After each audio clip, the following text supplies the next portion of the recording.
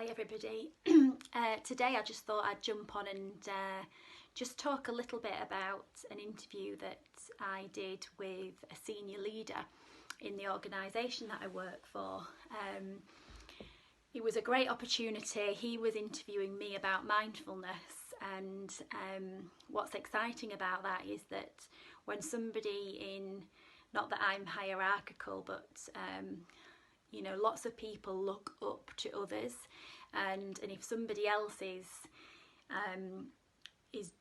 practicing something or doing something to look after themselves in a certain way, it gives others permission to do the same. And so to have a senior leader really come on board with the practice of mindfulness and really want to understand more and support his workforce in adopting the practice felt like just an amazing opportunity.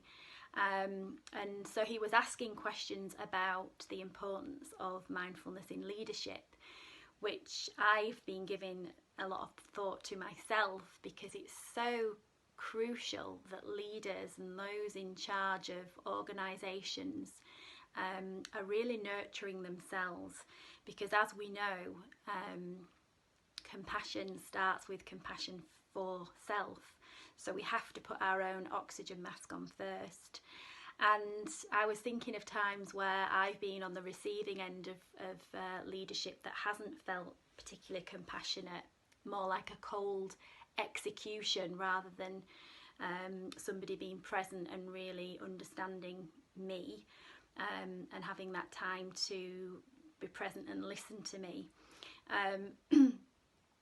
In contrast to that, when somebody is truly compassionate, it can be, you know, your experience of your work and your job can be completely different.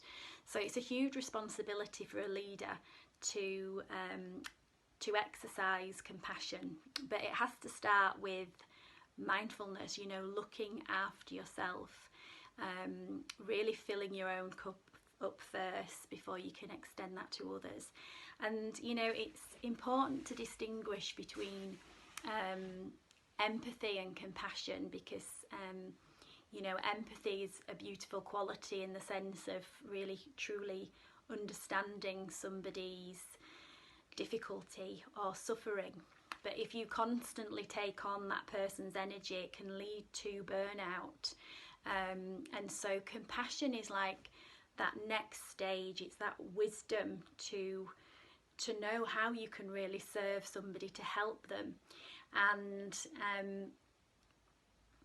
when you take that next step and you're actually like move to action, move to really help somebody, it's a really uplifting experience. And we all know that one of the ways that we can make ourselves feel better is to help others. So that in itself is an exercise in mindfulness. But unless we're actually cultivating presence and embodying the principles of mindfulness, you know, that ability to not judge others, to kind of transcend that unconscious bias, and to be really present with another, then it's really difficult to move to the next stage and cultivate that compassion. So I thought it was a really useful insight, and I'm really excited to be able to share this interview at some stage. So namaste everyone.